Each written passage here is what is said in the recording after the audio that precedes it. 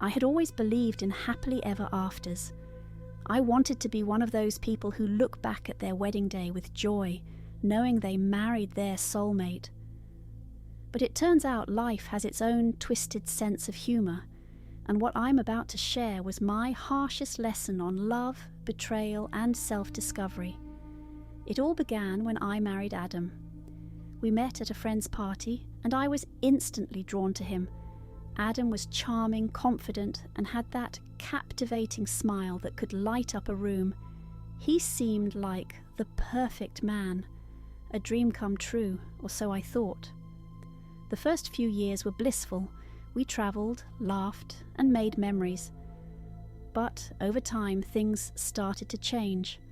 Adam became more distant, spending countless hours at work and rarely joining me for our nightly dinners.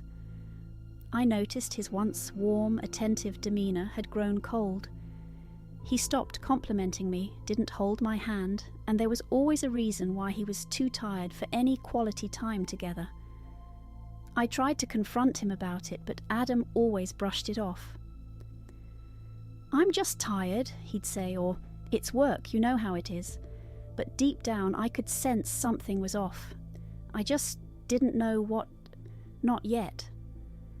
One day, during our usual weekend dinner with friends, I noticed Adam was glued to his phone, texting someone. I felt a pang of jealousy and anxiety, but convinced myself I was being paranoid. Still, I couldn't shake the feeling. I had heard enough stories to know that trust was fragile, and sometimes our instincts are our only compass. Determined to clear my doubts, I finally gathered the courage to check his phone one night while he was asleep. My hands were shaking, heart pounding, as I scrolled through his messages. And there it was, a text from Emma. I read each line, my stomach twisting with every word. "I can't wait to see you again. Miss you so much. And the worst of them all, I'll tell her soon, I promise." The world around me shattered. My perfect marriage was nothing but a lie. I wanted to scream, to wake him up and demand an explanation. But the part of me that was too broken, too hurt, just sat there in silence, letting the realization sink in. I felt so small, so deceived. Over the next few days, I planned my confrontation. I rehearsed the words I would say, the questions I needed answers to. But each time I looked at Adam, he seemed more distant than ever, as if he was already gone. I knew I had to take matters into my own hands. I decided to reach out to Emma myself. I didn't know who she was or what she looked like, but I managed to find her on social media with some digging. She looked like an ordinary woman, someone who could easily blend into a crowd. Nothing about her screamed homewrecker. I messaged her, not expecting a response, but to my surprise, she replied almost instantly. We agreed to meet at a small cafe in the city. When I arrived, I spotted her immediately, sitting by the window, nervously tapping her fingers on the table. She looked up as I approached, and I could see the guilt in her eyes. "Emma?" I asked, my voice shaking.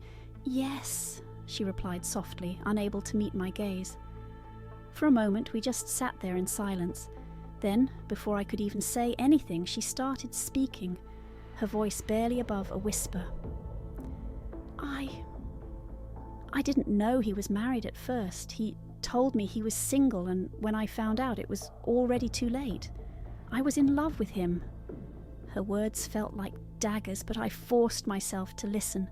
She went on to explain how they'd met at a work conference, how he'd told her lies to keep her around, and how she too felt betrayed. As twisted as it sounds, I could see she was just as much a victim as I was. That was when she said something that shook me to the core.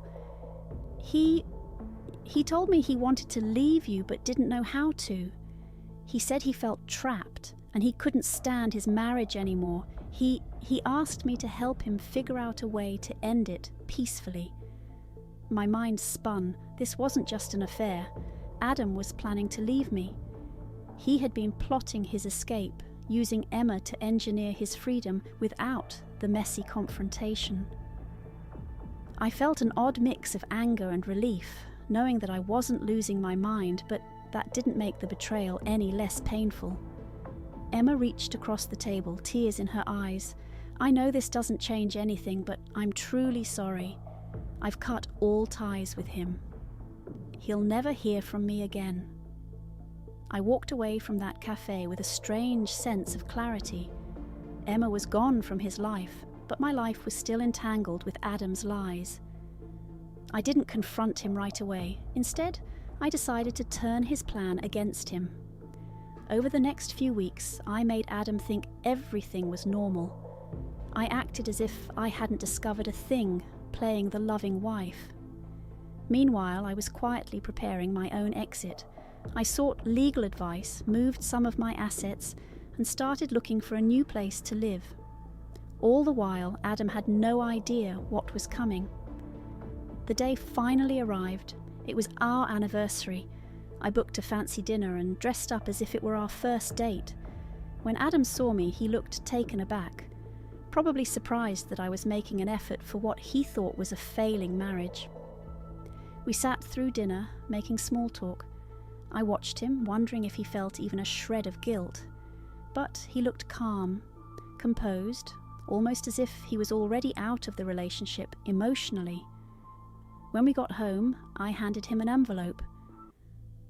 "What's this?" he asked, looking puzzled. "Just open it," I replied, my heart racing. Inside were the divorce papers, signed and ready.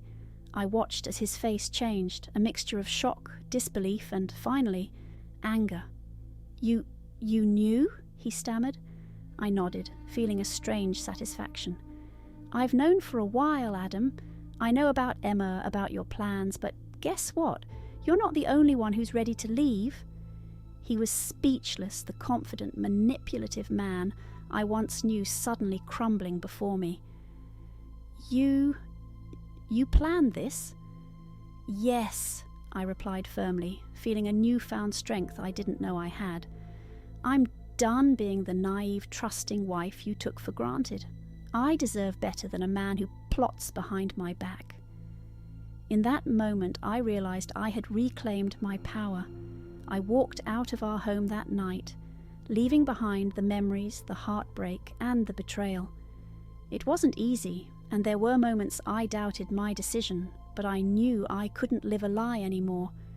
Now, looking back, I realized that sometimes betrayal isn't the end of the story. It's just the beginning. I thought Adam was my happily ever after, but he turned out to be the lesson that set me free.